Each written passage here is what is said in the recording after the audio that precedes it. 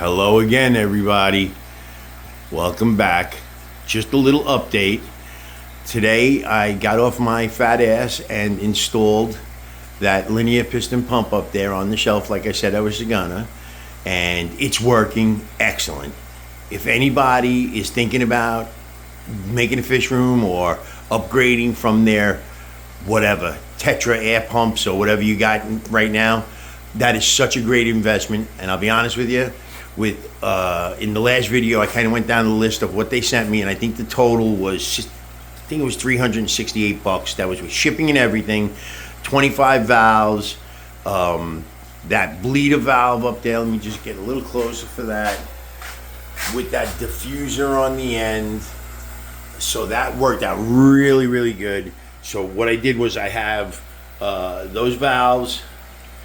So I have that air pump now, that sponge filter, I'm sorry, is going in there. Got rid of the hang on the back filter there. That sponge filter down there is now running off of the system. This sponge filter here also running off the system. I will probably get 2 more sponge filters and 86 that hang on the back and that hang on the back, and that will be 2 less electric pumps going. I actually put that valve in first just to kind of because I'm always a nervous wreck doing stuff, so I put that valve in first. So right now it's just running that sponge filter in that jug right there, but this is where the next 55 gallon is going to go. So then let me back up a little bit so you can get the full effect. So that's going to be all 4 55 gallons, and up at the top will be the 320 gallons. So that's all working out really good. And what eventually I'm going to do is I'm going to get rid of this air pump here, which is running these air stones down there. So we'll get rid of those guys. And I have, this is a 90 gallon. I have a hang on the back here that I bought this stuff called Jehmco Jehmco Matrix, I think it's called. And so I had to just put these little plastic gates up kind of to keep it in there, just so it doesn't go into the impeller there, that little chamber. So, but it's working out real good, and I like it because they said it's made in a way that it's got a lot of surface area, so you get a lot more bacteria growing on there. So that's really good. The only thing I don't like about this hang-on filter is I don't like that intake right there. It's just going to suck up shrimp if I put anybody in there, which I don't particularly like that. And this, I guess you'd call that I'm not even sure, a power head. I don't even know if that's considered a power head, but it's kind of like a filter. But I'll show you the top here. It does, it's definitely blowing out a lot of air. But maybe what I'll do is I have an extra piece of the 1-inch PVC. I'm going to take that cap off, run the 1-inch PVC to, I think it's like 6 feet I got or something like that left over. So maybe what I'll do is I'll put it to wherever it goes, and I'll buy another 10th piece or whatever. But I'm just going to secure it to the top there. I'll run 2 valves, a couple of valves with hoses down to 2 sponge filters in the 125 here with the goldfish.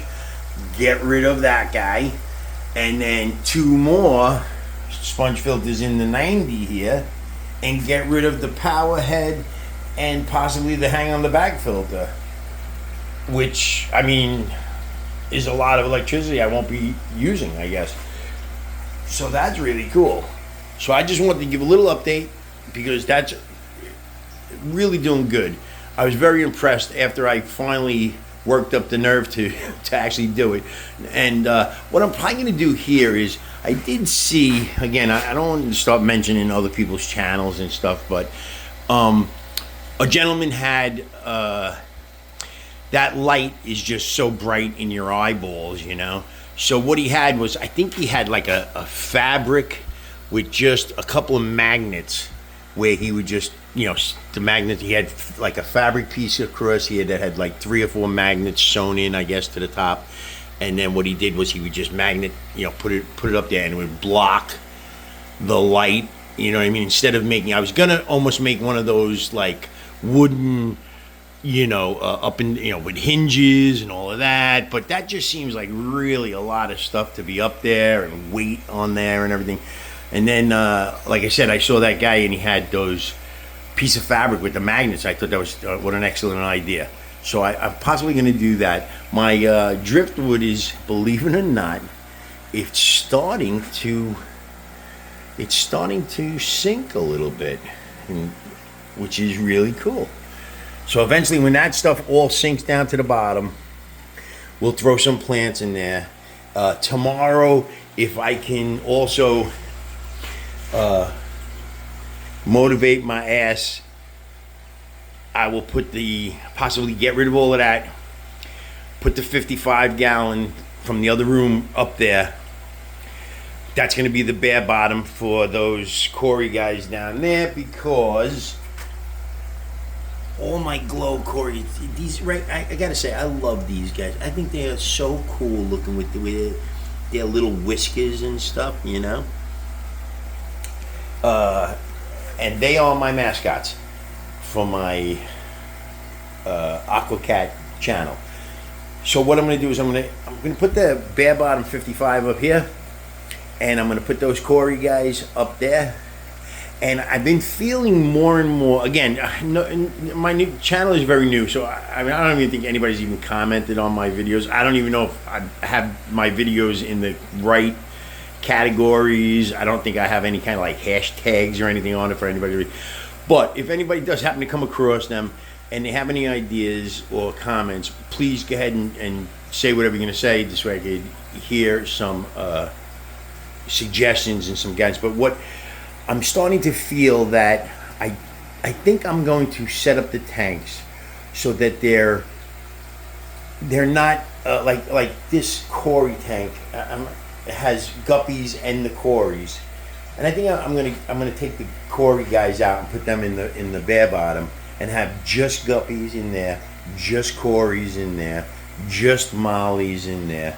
And the reason why is because when I throw food in, just this one for example, when I throw food in this guy, whether it's bloodworms that sink to the bottom or some flakes at the top that end up kind of sinking down a little bit, the guppies just eat everything. And even the bloodworms hardly get down to the Corey guys. So that kind of made me think, maybe it would be better to let the Corey guys have their own tank, especially making that bare bottom tank up there. This way, when I feed them, it's just all them. You know what I mean? I put bloodworms in there, and it's just, they're the only ones that are going to get it. It'll sink to the bottom, and they'll get it. So I think that's what's going to happen. So right now, the pump is doing good. Like I said, I just want to definitely recommend, if anybody is looking to upgrade their system or whatever, definitely a thing to do. And if I had, first of all, everything costs money. So if you got money, you could do a lot of stuff. When you're poor like me and you don't got money, you have to do things a little bit at a time. Sometimes you have to do things and then you think back and you say, I should have did this, and this first, but I didn't have the money, so forget that.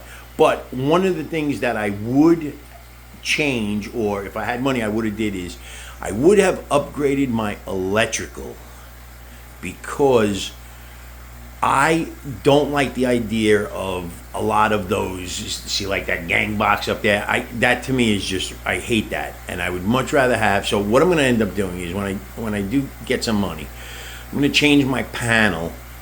It's there's my garage there, so I'll change my panel and I'm going to upgrade to I guess it's a 200 amp panel. I think the one I have in there now is a 125 amp. So I'll upgrade to like a 150 or 200 amp panel with all new, this house was built in like 1972.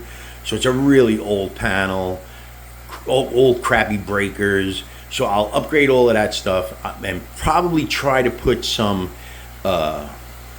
possibly some outlets back there, or somehow, I'm not sure how, because it is a little bit of a pain. Possibly I could go from the outside when I do my siding on the outside. Maybe I could peel off some plywood and sneak in from the backside. But I'll run some wiring. I think it's 14 gauge, 14.2 it's called. Run some through my ceiling down my beam spots, you know, and put a couple of outlets for those. This way I can get rid of those gang box things, which I really hate. And also do the same thing with, right now I have this outlet here, and it's got that, just that, whatever you want to call that, surge protector or whatever. And that just runs those two lights up there for now. But over in that corner, excuse me, down there, you can see it's a wiring mess down there. So that really, I don't want to deal with that. So I'll probably end up getting rid of that. And then eventually, excuse me, like I said in the other video, I'll end up putting another PVC pipe along the top there, and possibly, I don't know if I'm going to just go all the way around and just make that a loop, or maybe across the middle somewhere here, you know what I mean, from like there over, make that a loop. But eventually I'll just do that, and I can get rid of the that Tetra pump there. I could move these two 20 gallons over there on top, so that'll get rid of there's a little air pump back there, get rid of that. The 20 gallon from the other room will come in here, and that'll take care of getting rid of that air pump, which runs 2 sponge filters in that little 20 in the other room. So get rid of that, put a couple sponge filters in all of these guys, get rid of those that hang on the back filters there, which, I mean, I like them.